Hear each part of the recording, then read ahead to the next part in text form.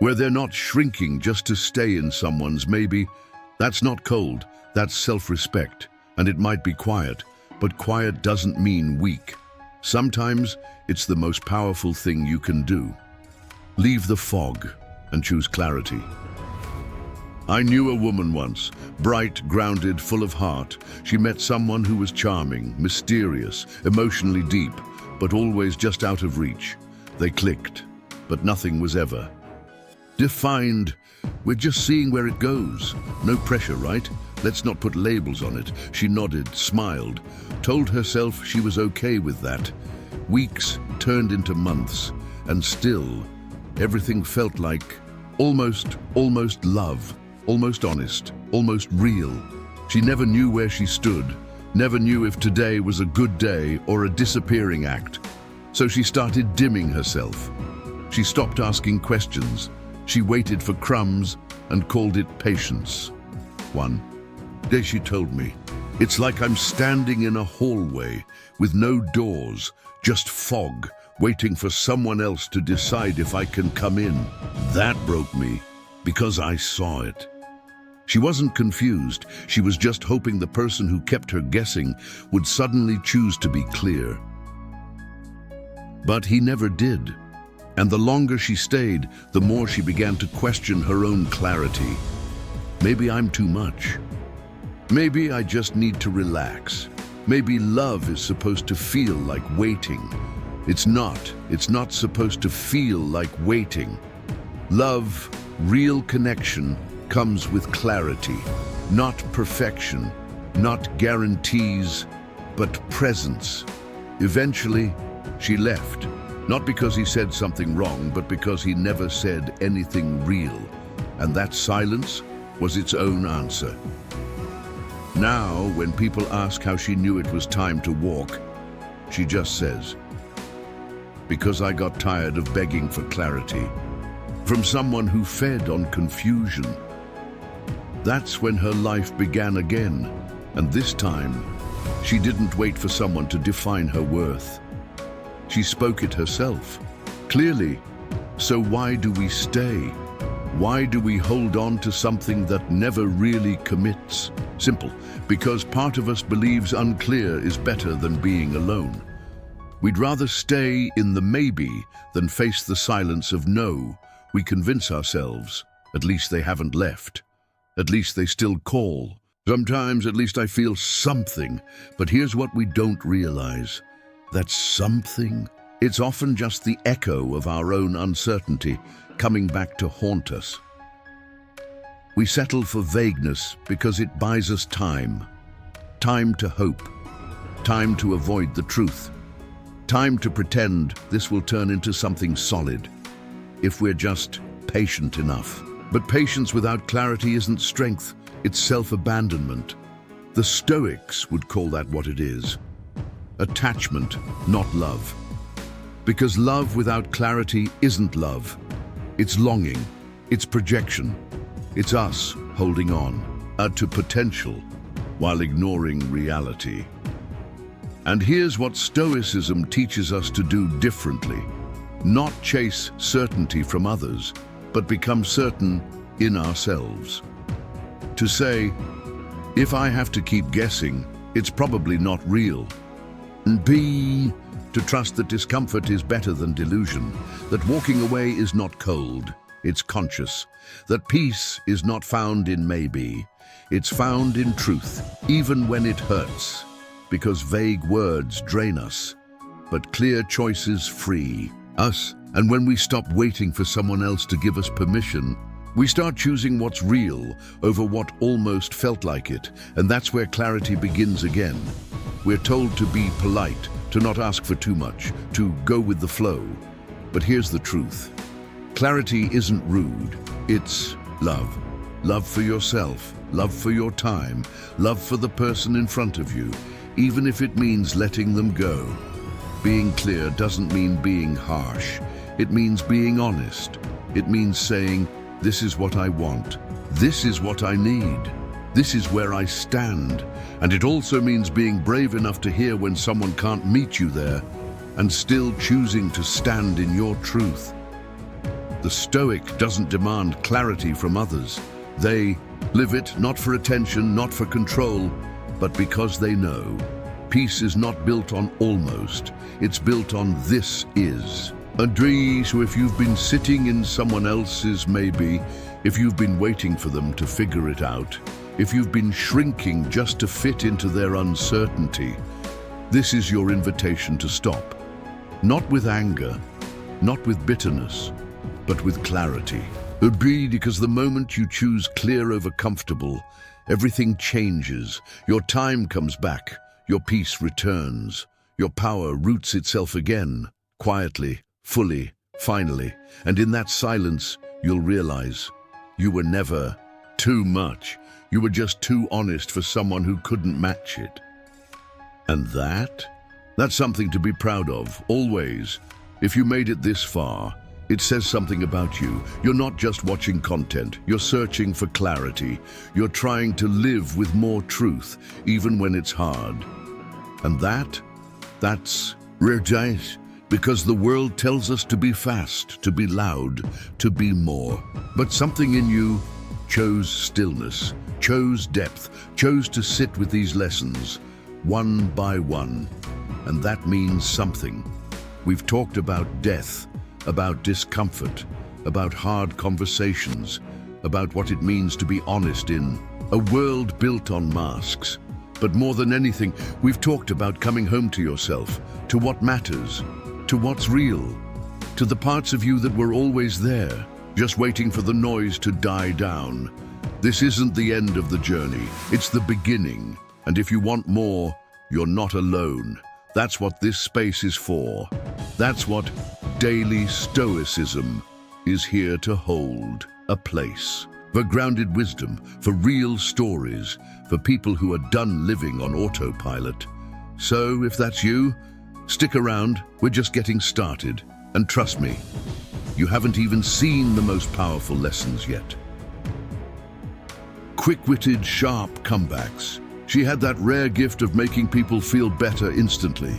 If you were having a bad day, just 5 minutes with her and you'd be smiling again.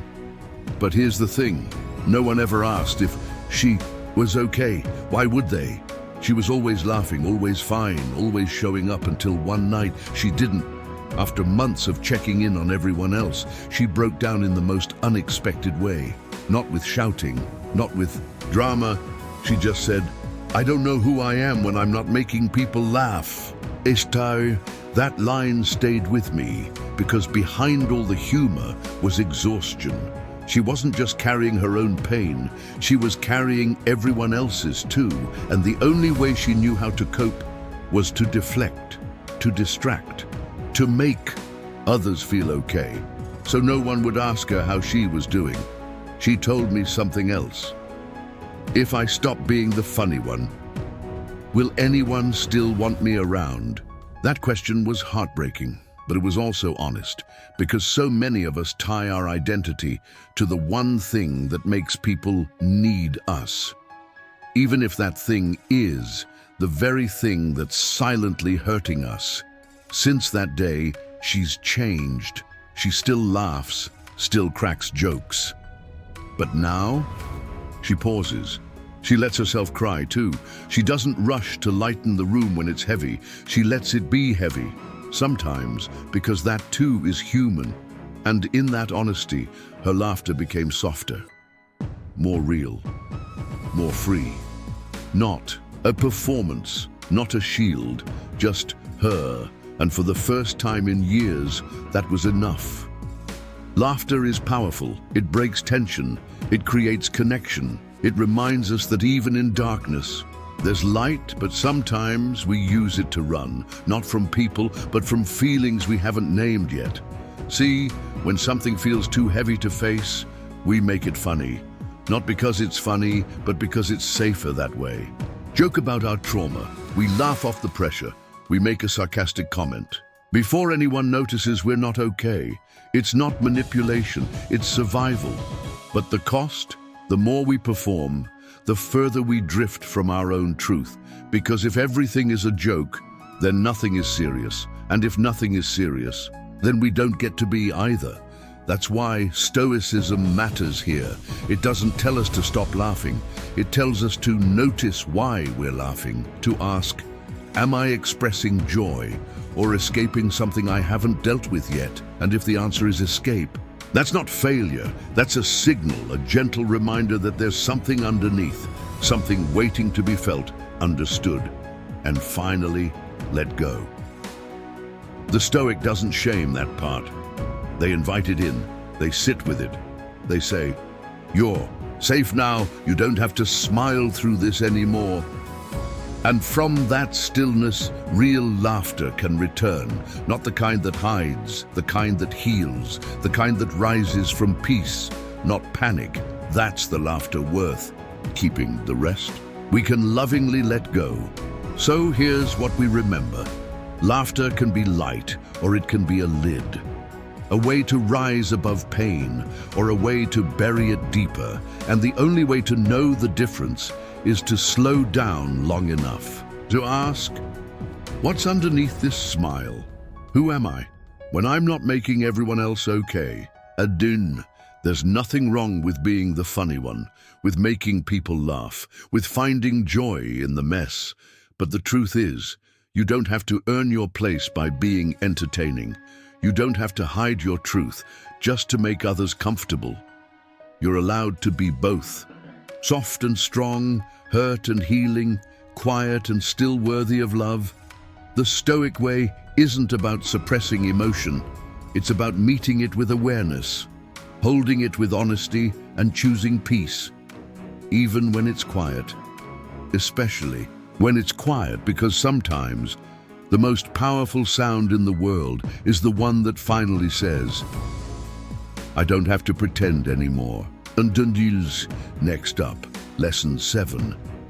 One final truth, because while some lies are loud, others hide in fog, in softness, in sentences that never quite commit. Let's talk about vagueness and how it becomes the most subtle, most dangerous kind of lie we tell or tolerate. Lesson 7, vagueness is a lie in slow motion. You've heard these before. It's complicated. I just need time. Let's see where this goes. I'm not ready for labels right now. They sound gentle, safe, almost caring. But deep down, something about them feels off. Not aggressive, not cruel, just unclear. And that unclarity, it starts to hurt. Because vagueness isn't neutral. It creates confusion. It keeps you stuck in a fog you can't name, but can definitely feel. You replay the conversation. Try to decode the tone. Text your friends for advice on what it really meant. And all the while, you're giving your energy to someone who's giving you almost. Not no, not yes, just almost. And almost is where self-worth goes to die slowly, because the longer you sit in vagueness, the more you question yourself. Am I asking for too much? Maybe I'm just being impatient. Should I just be grateful? They're here at all? That's how you start betraying your own clarity to protect someone else's comfort. And the scariest part? They might not even be lying out loud. They might really be unsure. They might really not know. But the effect is the same. You feel invisible, confused, tethered to hope that has no anchor. And the worst lie of all, it's the one that's soft enough to keep you from leaving, but vague enough to keep you from ever feeling safe. That's not love. That's not honesty. That's not clarity. That's erosion, disguised as let's not rush things. And the longer we tolerate that erosion, the more we forget what certainty even feels like. That's why the vague hurts so deep, because it doesn't stab, it dissolves. One quiet, confusing sentence at a time. The Stoics didn't chase clarity, they became it. They didn't beg for answers. They embodied truth, because to them, anything that's vague is either not ready or not honest. And either way, you don't build your life around it. Marcus Aurelius said, "If someone is able to show me that what I think or do is not right, I will happily change, for I seek the truth." That's the Stoic posture. Truth first, even when it's uncomfortable, even when it costs you the illusion of connection. So what does the Stoic do? When faced with vagueness, they don't fight it. They don't try to decode it. They simply observe. This person is unclear. That's not a reflection of me. That's a reflection of where they are. But then they respond, not emotionally, but firmly.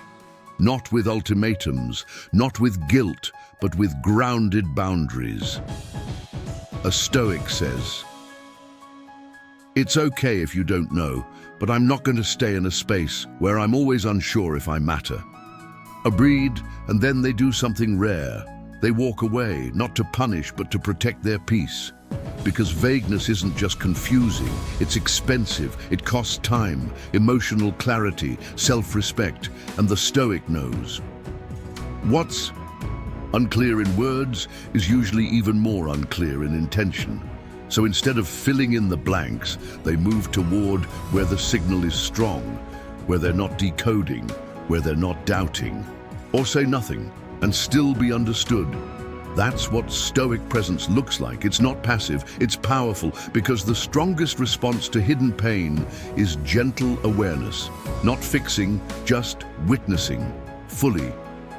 There was a guy I worked with a few years ago, funny, sharp, always first to crack a joke in tense meetings, always said, "I'm good," even when deadlines were crushing us. No drama, no complaints. If you asked around, everyone would have said, "He's solid, reliable, positive energy." One day he didn't show up for work. No text, no call, just gone. Later that week we found out he'd checked himself into a hospital. Exhaustion, burnout, panic attacks he'd been hiding for months. And no one saw it coming, not because he didn't give signs, but because we didn't know how to read the ones that weren't loud. The way he laughed a little too quickly, the way he avoided eye contact during check-ins, the way his hands shook when he thought no one was looking. I remember replaying our last conversation. He smiled, said everything was great, made a joke about how sleep is for the weak, and I smiled back. Not because I believed it, but because I didn't want to press. That moment taught me something I'll never forget.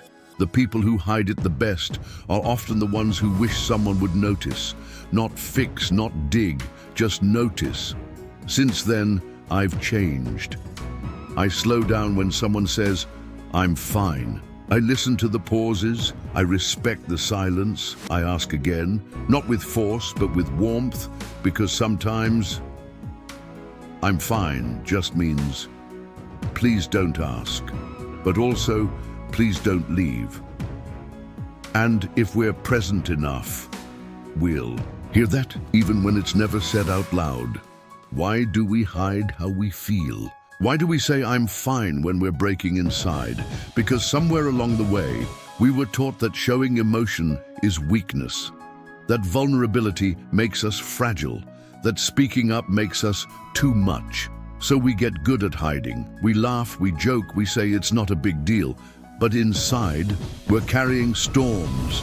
And while our words are polished, our body tells a different story. Tension in the neck, shallow breathing, tapping fingers, crossed arms when someone gets too close. These are the places truth leaks through, not because we want to show it, but because we can't hold it in anymore. The Stoics didn't tell us to deny emotion.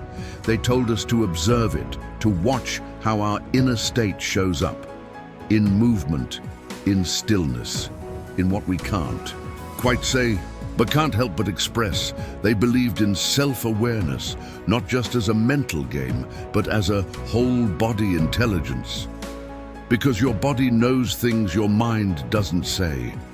It remembers where the fear lives. It tightens when you betray yourself. It softens when you're safe. It's not dramatic, it's honest. And honesty, that's what Stoicism is rooted in. Not performance, not perfection, but radical, grounded truth. So, if you ever wonder how someone really feels, or how you really feel, don't just listen to the words. Scan the body. That's where the truth starts whispering, long before it ever finds its voice. So what do we take from this? Simple. Not all pain is loud, not all truth is spoken, and not all suffering comes with warning signs. Sometimes people won't say what they feel, they won't open up, they won't break down, they'll just carry it. In their shoulders, in their silence, in their forced smile when someone asks, "How are you?" But if we slow down, if we pay attention, we'll see it, we'll hear it. In what isn't said, we'll notice the shift in energy, the tension in their posture, the way their eyes wander when something gets too close. And we'll know, this isn't about fixing, it's about witnessing, about being the space where masks fall off gently, without force.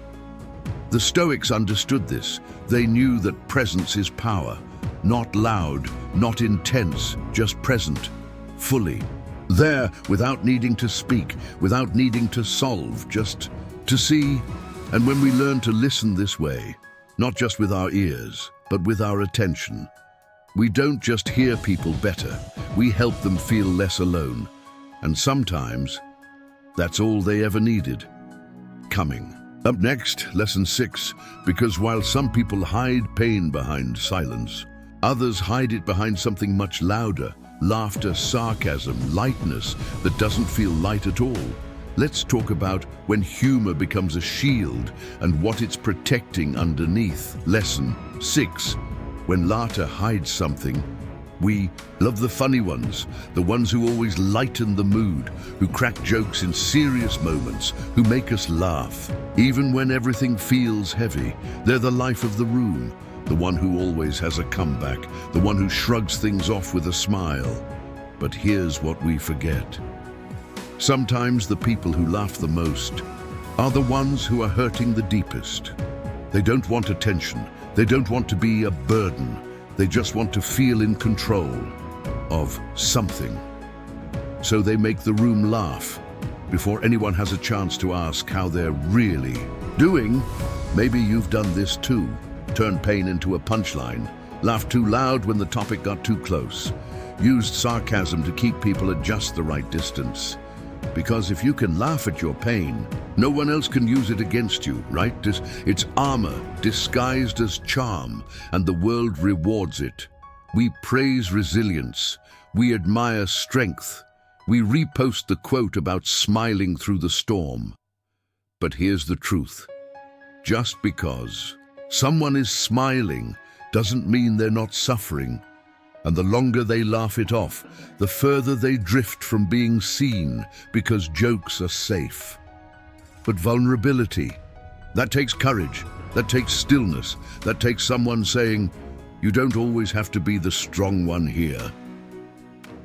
So maybe from now on, when someone hides behind humor, let's pause, let's wonder, let's look. And closer, with compassion, not confrontation, because laughter isn't always joy. Sometimes it's survival. The Stoics weren't against laughter, they valued joy. They saw humor as part of being human. But they also saw clearly the difference between joy and escape. They asked, are you laughing to connect or laughing to hide? See, to a Stoic, the danger wasn't in emotions themselves, it was in becoming ruled by them, and sometimes even humor can rule us when we can't. Sit in silence, when every serious moment needs a joke, when laughter becomes a shield we don't know how to lower. Marcus Aurelius wrote, "Be tolerant with others, but strict with yourself." That doesn't mean we shame ourselves for laughing through pain. It means we notice when we're doing it. We stay honest, not to others first, but to ourselves. Because deep down, we know the difference. There's the laugh that comes from relief, from presence, from shared truth. And then there's the other one, the laugh that comes fast, that feels tight in the throat, that lands, but leaves an ache behind. A Stoic listens to that ache. They don't bury it, they don't mask it, they sit with it, they trace where it's coming from. They ask, what am I trying to avoid right now? What's the truth I don't want to say out loud? And they answer that, even when no one's watching me, because in a world that rewards performance, stillness becomes truth, and truth becomes healing, not overnight, not perfectly, but deeply. That's the Stoic way. Use laughter, but don't let it use you. I used to know this woman, the funniest person in every room. You telling yourself, I'm worthless now? That's your interpretation. You lose a job, that's a fact. You spiraling into, I'm a failure, I'll never succeed again, that's a story. The Stoics weren't trying to take our emotions away. They were trying to return our power over the second arrow, the one we shoot at ourselves. Because the first one, that's life. But the second, that's suffering, that's our responsibility. So what does a Stoic do?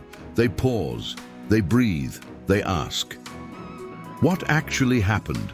And what am I making it mean? Then they cut what doesn't serve. They drop the stories that shame them. They stop feeding the flames with old fuel. They sit in truth, even if it's hard. And they let go of everything else. Because peace isn't the absence of pain. It's the absence of unnecessary pain. And sometimes the most powerful thing we can say is, yes, this hurts, but I won't hurt myself more than life already has. Today, that's Stoicism, and that's freedom. A few months ago, I sent a message to someone I cared about, just something simple, checking in, nothing too serious. They didn't reply. An hour passed, then two, then a day, and that's when my mind started writing its script. They're ignoring you. They've moved on. You said something wrong. You're too much. Again. It was like a machine kicked on, automatically generating every worst-case scenario. By day two, I was convinced I'd ruined everything. I felt anxious, embarrassed, rejected. Then, they finally replied, "Hey, I'm so sorry. I've been slammed with work. Didn't mean to ghost, all good on my end." That's it. That's all it was, and suddenly I saw it. Nothing was wrong until I told myself it was. The story I wrote, it wasn't based on facts. It was built from fear, old wounds, assumptions I never questioned. And in that moment, I realized most of our suffering doesn't come from what's real. It comes from what we expect to happen and what we fear it means. We live inside imagined rejections. We argue with people who aren't in the room. We mourn futures that never existed, all because of a thought we didn't stop to examine. Since then, I've learned something simple and life-changing. Before I trust a thought, I ask where it came from. Was it born from clarity or anxiety? From truth or from an old pattern still trying to protect me? Because if it's not rooted in reality, it doesn't get to run my life anymore. Our mind is a storyteller. It doesn't just process reality. It interprets, it predicts, it fills in the gaps, but it doesn't always do it kindly. We think someone's silence means rejection. We think one failure means we're doomed. We think discomfort means something is wrong. But what if none of that is true? What if our brain isn't trying to show us the future? It's just trying to protect us from pain. Tim, see, your brain has one job: keep you safe. And to do that, it runs ahead. It imagines threats. It creates worst-case scenarios, just in case. Not because it hates you, because it loves you and fears losing you. But that protection comes at a cost. The cost is peace. The cost is presence. The cost is trusting life, even when it feels uncertain. Because when we believe every thought as truth, we stop experiencing the moment as it is and start reacting to the version in our heads. The Stoics saw this clearly. They taught, it's not the things themselves that disturb us, but our judgments about those things. And once we understand that, we can pause, we can question, we can look at a painful thought and say, I see you, but you're not the whole truth. That's not denial, that's power. Because the more we observe the story, the less we get trapped inside it. And eventually, we start writing better stories. Stories based on reality, not fear. Stories that keep us free. So here's what we know now. Pain is part of life. It finds everyone. Loss, disappointment, uncertainty. None of us escape it, but suffering. Suffering is what we build on top of that pain, and that part is optional. The second guessing, the overthinking, the story we write in our heads about why this happened, what it means, and what it says about us. That's the part we can change. The Stoics didn't teach us to avoid emotion. They taught us to notice what's real and release what isn't. Because clarity is freedom, and the more honest we are about the difference between pain and story, the easier it becomes to breathe again. Next time something hurts, try this. Pause. Don't react right away. Ask. What happened? And what? Am I making it mean? Then drop the parts that aren't true. Keep the lesson. Let go of the weight. That's Stoicism. Not cold, not robotic, just clear. Coming up next, Lesson 5, because sometimes the stories we write don't come in words. They show up in silence, in tension, in the way our body reacts when our voice won't. Let's talk about the truth behind body language and what it reveals when words fall short. Lesson 5. The body speaks what the lips won't say. You ever look at someone and feel something's off, even though they said they're fine? They smile, they joke, they say all the right things, but something in you doesn't buy it. Their voice says one thing, but their body says another. They avoid eye contact. Their shoulders stay tight. Their laugh comes fast, but doesn't land right. You don't need proof, you just know. They're not okay, even if they're trying to sound like it. A dream. And here's what's wild. We do this too. We've said, I'm good. With a shaky breath and a half-forced grin, we've pushed through meetings, posted the picture, answered the text, all while something inside us was crumbling. Quietly. Because we've been taught to talk like we're okay, even when our nervous system is screaming otherwise. But the body keeps the truth. It holds it in the jaw we clench, in the breath we hold, in the foot that won't stop tapping under the table. And the more we ignore those signals, the more disconnected we become from others, from truth, from ourselves. We forget how to read our own language because we've been too busy performing someone else's script. But what if, instead of just listening to the words, we started listening to the whole person? Not just what they say, but what they're avoiding. How their body moves when a topic comes up, where the tension sits, when silence falls. Because sometimes silence is the Stoics believed in the power of words, but they trusted even more in the power of presence. They didn't rush to fix. They didn't interrupt discomfort with cliches. They didn't mask pain with forced positivity. They observed. They listened to the air between sentences, to the tone, not just the text, to the breath someone didn't take before saying, I'm fine. Epictetus said, we have 2 ears and 1 mouth, so that we may listen twice as much as we speak. But real listening is more than hearing sound. It's noticing energy.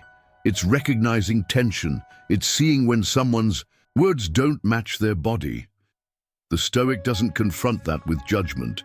They respond with stillness, sometimes with a simple pause, sometimes with this one quiet sentence. You don't sound okay, and that's okay.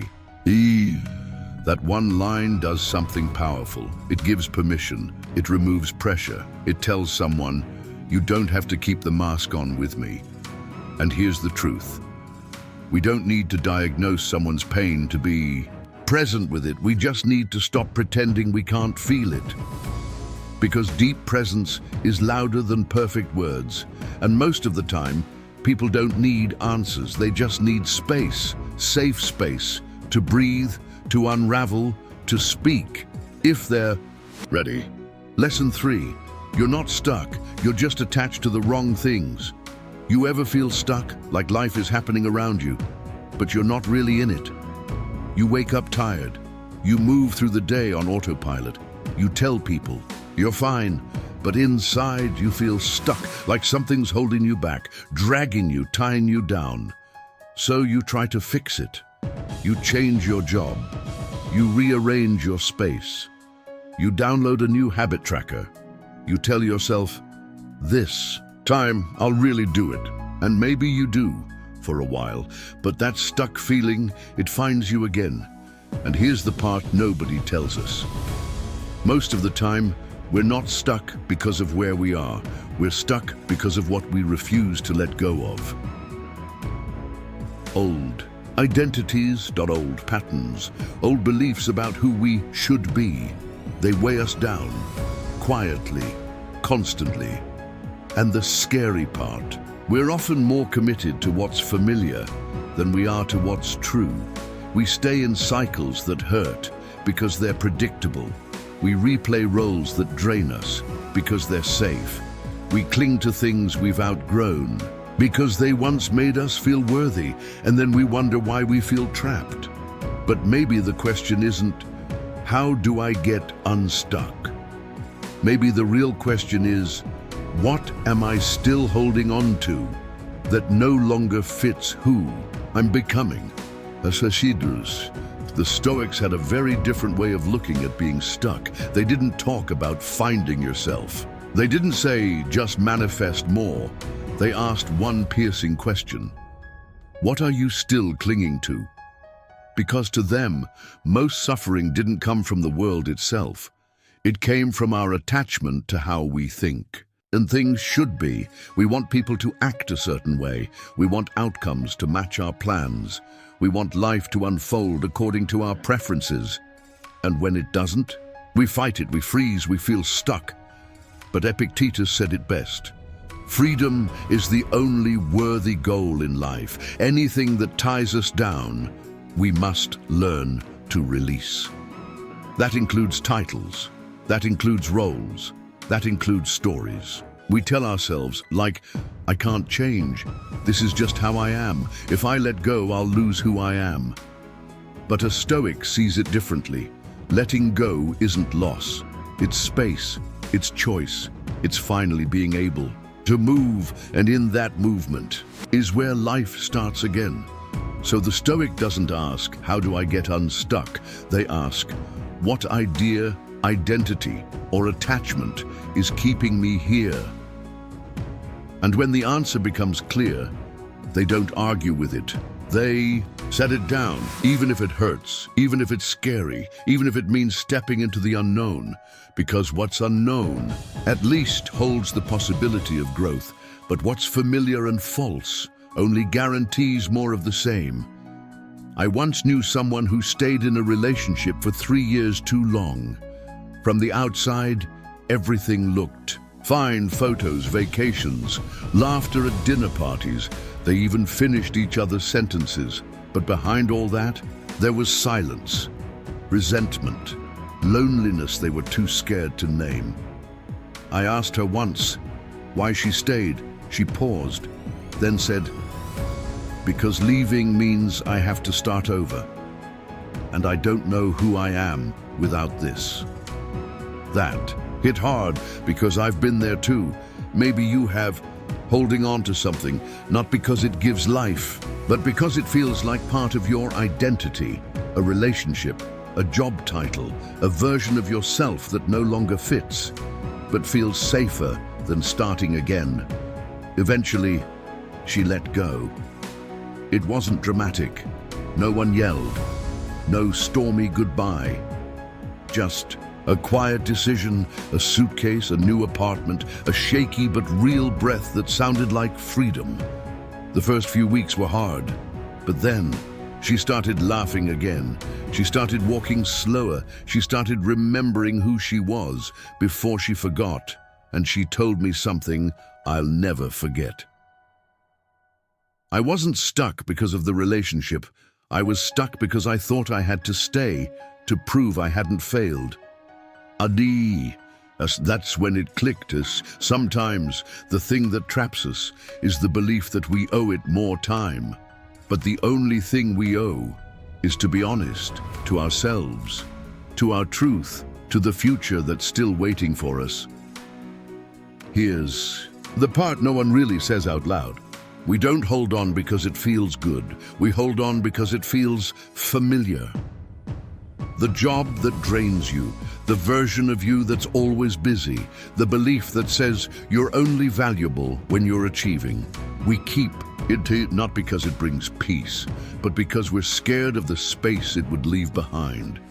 That space, it feels like failure. It feels like being lost. It feels like saying, I don't know who I am without this. But here's what the Stoics knew. Letting go is not giving up. It's returning to what's real, to what's in your control, to who you've always been beneath the noise. Epictetus said, freedom is the ability to live as you wish, not as you're expected. And expectations, they're heavy. Most of us carry them for years without asking where they came from or whether they still fit the person we're becoming. That's why we feel stuck, because deep down, we're loyal to versions of ourselves that no longer serve us, versions that kept us safe once, but now keep us small. And the truth is, freedom doesn't always feel like freedom at first. Sometimes it feels like grief. Grieving the idea of what could have been, of what people thought we'd become, of the path we've outgrown. But after the grief comes something else, stillness, space, a soft voice inside that says, you don't have to carry this anymore. And when you hear it, don't argue, just listen. That's where the healing begins. So what if you're not stuck? What if the thing that's holding you in place is something you're still gripping tightly out of fear? The title, the identity, the version of yourself that always has it together. What if all of it is just a story? One that's outlived its purpose. And what if the way out isn't fighting harder, but letting go softer? The Stoics were clear. No man is free who is not master of himself. Brune Epictetus and self-mastery doesn't mean discipline alone. It means discernment, knowing when something is no longer true and having the courage to release it. Because holding on doesn't make you strong, it just makes you tired. And freedom? It's not a destination, it's a subtraction, removing everything that weighs on your soul. So what's left is light, clear, grounded, real. So if something in you feels stuck right now, maybe it's not a dead end. Maybe it's a sign, a soft signal from within. It's time to loosen your grip. Next up, lesson 4. Because once we start letting go of what isn't true, we need to be honest about something else. The stories we tell ourselves and how those stories shape the way we suffer. Something bad happens. You get rejected. You lose something. Someone says something sharp, and it cuts deeper than it should. That's real. That hurts. But what happens next? That's where most of the suffering begins. We don't just feel pain, we start building stories around it. This always happens to me. I'm not good enough. Why does no one ever stay? I'll never recover from this. And suddenly, the moment is over. But the suffering is still alive because now we're not reacting to reality. We're reacting to the story we told ourselves about reality. That's what the Stoics were talking about all along. They weren't saying, don't feel. They were saying, be very careful what you do with that feeling. Because pain is part of life. But suffering is the meaning we attach to it. And the meaning, it's often written in panic, in fear, in past wounds we never looked at. So we bleed on moments that didn't cause the wound, but remind us of it. We spiral, we overthink, we assume the worst and call it intuition. But maybe It's not fate. Maybe it's not karma. Maybe it's just a pattern, a loop we've been running for years. And until we pause and ask, is this actually true or just familiar? We'll keep hurting ourselves long after the pain was supposed to end. Marcus Aurelius wrote, "Choose not to be harmed, and you won't be. Don't feel harmed, and you haven't been." At first glance, that sounds harsh, almost cold, but it's not about pretending pain doesn't exist. It's about learning to separate what happened from what we add to what happened. Someone criticizes you? That's their action. Not in some pressure-filled way, not hustle culture, but in a "this moment is real" kind of way, because there will always be a reason to wait. But what if you didn't? What if you stopped treating your life like a draft and started writing it in ink? No erasing, no second version, just truth and action. Now, so here we are. We've been talking about death. But really, we've been talking about life, about what we do with our time, about how easily we waste it and how quickly it slips when we pretend we'll always have more. Here's what we know now.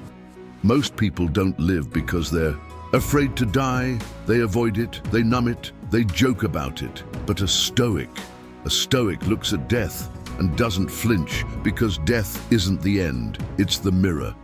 It shows us what matters. It strips away the noise.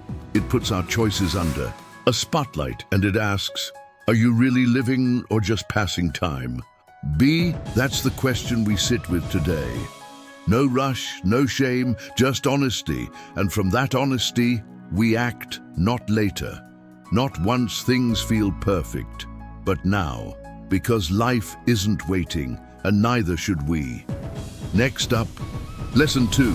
Because if Lesson 1 reminded us that our time is short, Lesson 2 asks something just as important. What are we doing with the time we still have? And if the answer is chasing the wrong things, then it's time to slow down and see what it's really costing us. Lesson 2. The chase for more is making you poorer. You ever wonder why everything feels just a little empty? Not broken, not dramatic, just dull. You get the thing you wanted, you check it off, you post it, you feel good for like 5 minutes. Then it's gone. Back to the scroll, back to the search, back to the voice in your head whispering, okay, what's next? That voice never shuts up. It tells us we need more success, more followers, more answers, more proof that we matter. And so we chase and chase and chase. But here's the truth we hate admitting. The chase is making us poorer, not just in money, in meaning. Because when more becomes the goal, enough becomes impossible. We fill the house and feel alone. We hit the goal and feel flat. We check all the boxes and still feel like something's missing, and we don't know why. Because we've been trained to believe. If we're not satisfied, we must need more. But what if that's wrong? What if we're not empty because we lack things, but because we're full of the wrong ones? And the notifications, the noise, the goals we never questioned, the pressure to chase a version of life we never chose. It's not making us richer, it's making us numb. And Stoicism? It offers something radical in a world addicted to more. It offers more than enough. The modern world tells us more is better, bigger is success, faster is winning. But Stoicism, it quietly says the opposite. He is richest who is content with least. That's what Epictetus taught. And it's not minimalism, it's wisdom. Because the Stoic doesn't chase blindly, they ask, why am I chasing this in the first place? And is it for truth or just for validation? Is it for peace or just to quiet the noise for 5 more minutes? Here's what the Stoics knew. More doesn't equal meaning, and accumulation doesn't equal alignment. You can have more and still feel lost. You can achieve more and still feel hollow. And if we never pause long enough to ask why we want what we want, We become slaves to a race we didn't choose, on a track that never ends. So, what does a Stoic do instead? They simplify, they clarify, they cut the chase. They stop pretending that outer success will fix inner emptiness. A Stoic doesn't run harder. They stop, they breathe, they ask, what's enough for me? And when they find that answer, they protect it like treasure, because in a world selling speed, noise, and ego, stillness is rebellion. Not everything we desire is wrong, but not everything we desire is real. And the only way to know the difference is to stop running long enough to feel it. There was a guy I knew in college, smart, driven, always grinding. While the rest of us were figuring life out, he had a 10-year plan, internships, startups, networking events, no time wasted. We all admired him. 5 years later, he had it all. 6-figure job, downtown apartment, perfect-looking life. But one night, we caught up for dinner, and something was off. He looked tired, not just physically, tired in the soul. We joked around like old times. Then he went quiet and said, "You ever feel like you got what you wanted and it still wasn't it?" I didn't know what to say because, yeah, I knew exactly what that felt like. He had done everything right, followed the plan, beat the game, but somehow he still felt lost, like he had climbed the ladder, only to realize it was leaning against the wrong wall. And that night changed something in me, because I realized it's not enough to chase. We have to ask what we're chasing and why. And maybe the first real sign of wisdom is when we stop being impressed by more. He didn't quit his job the next day. He didn't delete his life and move to the mountains, but he did start asking better questions. He started doing less, but with more depth. He started being present, not just productive. And little by little, he started feeling real again. That's the story we all live at some point. We get what we wanted and realize it wasn't what we needed. And in that moment, we have a choice: keep chasing or start waking up. Let's be honest, we don't chase more because we're greedy. We chase it because we're scared. Scared we're not enough. Scared we'll fall behind. Scared that if we stop running, even for a second, everyone else will get ahead. So we keep going, one goal to the next, one achievement after another, telling ourselves, once I hit this number, once I buy that thing, once they see what I've done, then I'll finally feel okay. But we never do, because more doesn't fix the fear. It just hides it for a little while. And over time, that fear turns into identity. We stop asking if we're happy, we just ask, what's next? We stop listening to ourselves. We only listen to metrics, milestones, and applause. And worst of all, we start measuring our worth by how exhausted we are. But Stoicism offers a radical shift. It says, don't attach your value to anything outside of your control. Not your income, not your follower count, not the opinions of people who don't even know you. Your value isn't in what you achieve. It's in how you show up, with presence, with clarity, with peace, in a world that profits from your panic. When we stop running from emptiness, we can finally ask what would actually fill us. And the answer is never more. It's always meaning. And that only comes when we stop. When we sit in stillness long enough to feel what we've been chasing away. So here's the real question. What if we're not empty because we don't have enough, but because we've forgotten what enough even feels like? Think about it. How much of our day is built on chasing? More tasks, more attention, more speed, more of what looks good, but rarely feels good. And somewhere in the middle of that race, we stop noticing the things that actually matter. Real moment with someone we love, the sound of silence, One slow, deep breath that reminds us we're still here. The Stoics weren't against achievement, they just refused to be owned by it. They knew the difference between success and satisfaction, and they chose peace, even when the world told them to keep pushing. Because peace isn't earned, it's remembered. It's not something we find out there, it's something we come home to. In here, so here's the shift. Maybe enough isn't the end of ambition. Maybe it's the beginning of clarity. Maybe it's the point where we stop proving and start living. Coming up next, lesson 3. Because now that we've stopped chasing, it's time we talk about the habits that keep us stuck. The ones that feel like just how we are, but are actually the reason we're not moving forward. Let's break them, one lie at a time. Before you die, watch this, not because it's shocking, not because it's viral, but because, if we're honest, you've been drifting, and maybe you didn't even notice. One morning bleeds into the next. You open your phone before your eyes fully adjust. You scroll, you reply, you pretend you're okay, and somewhere between all of that, you forget that you're alive, not functioning, not surviving, but alive.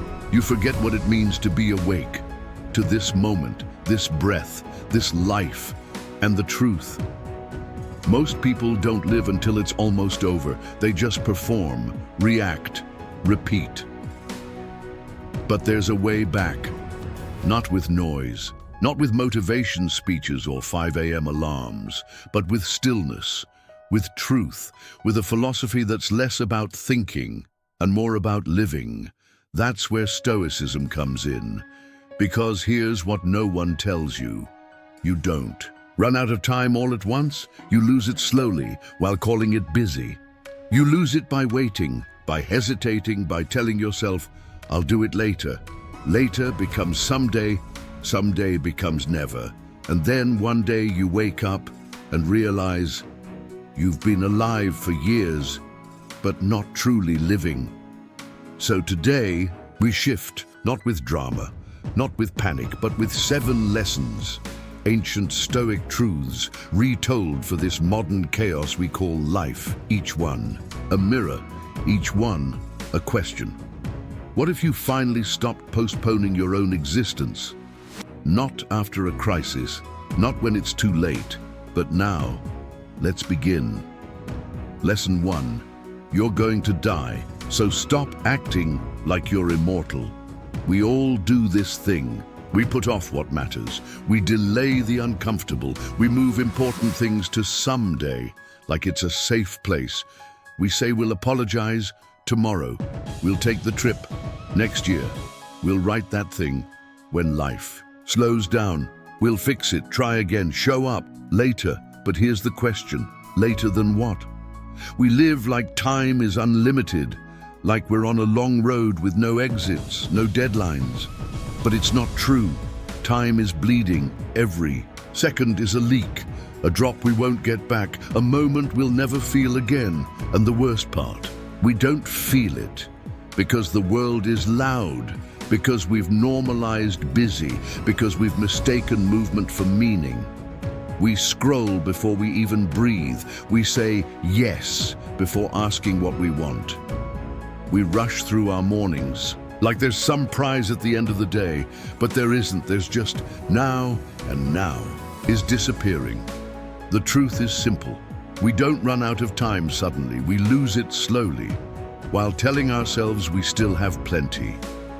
One unread message, one ignored gut feeling, one not today that turns into not this year. You know what hurts most about this? It's not that life is short, it's that we realize it too late. We wait for wake-up calls, for diagnoses, for breakups, for funerals. But what if we didn't? What if we remembered right now that none of this is guaranteed? Stoicism doesn't tell us that to scare us. It tells us that to set us free, because when we finally get honest, we stop wasting energy on pretending. We stop rehearsing. We start showing up today, not someday. Seneca once said, "You act like mortals in what you fear, and like immortals in what you desire." We panic over small things. The traffic, the email we forgot to send, the phone battery dying at 9%. But when it comes to the big things, the things that shape who we are, we hesitate. We say, maybe later. We pretend we'll get to it. We fear being late to a meeting, but not late to our own lives. Stoicism looks us straight in the eye and says, you are going to die.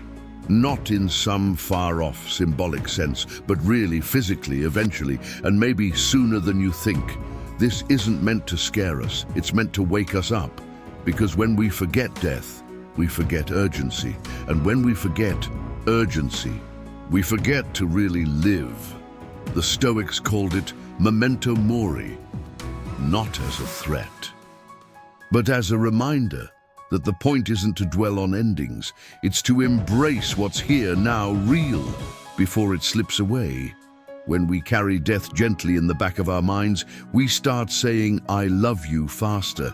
We stop trying to win arguments we don't care about. We notice the sky. We call our parents. We stop saving the good coffee for a better day. Because this is the better day. And if we're not living it, what exactly are we doing? The Stoic doesn't rush.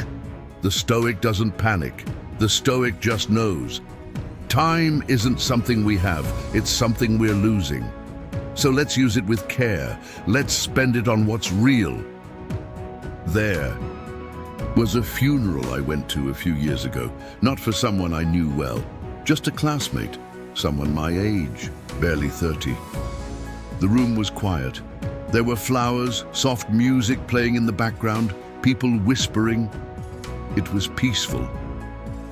But something about it felt loud to me, louder than anything I'd felt in a long time, while everyone else was watching the slideshow.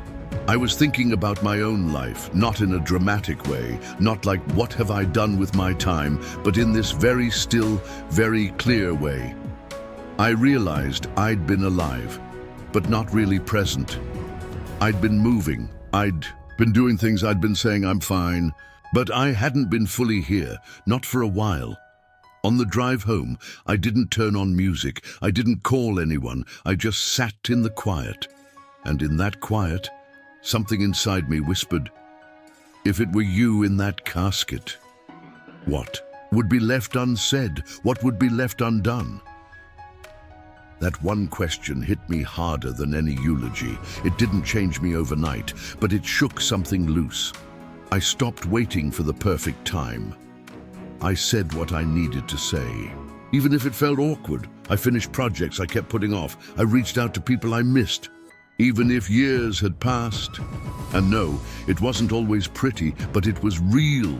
And that's what we lose when we forget we're going to die. We lose realness, we lose presence, we lose now. That day didn't just remind me that life is short. It reminded me that avoiding that truth, avoiding that, is how life gets wasted. So why do we wait? Why do we put off the call, the apology, the change? We say it's time, we say we're busy, we say not yet. But the truth? It's not time we're missing, it's courage. We wait because we're scared. The scared we'll mess it up. Scared we'll look weak. Scared we'll start something we can't finish. So we trade now for later, because later feels safer, less risky, less exposed. But here's the part we ignore. Later isn't guaranteed. We think we're buying time, but we're losing it, bit by bit. In every moment we delay what matters most, and eventually, the cost isn't just missed chances. It's a life full of things left unsaid, undone, unlived. The Stoics knew this. They didn't tell us to rush. They told us to act with intention, with presence, with now. Epictetus said, "How long will you wait before you demand the best of yourself?"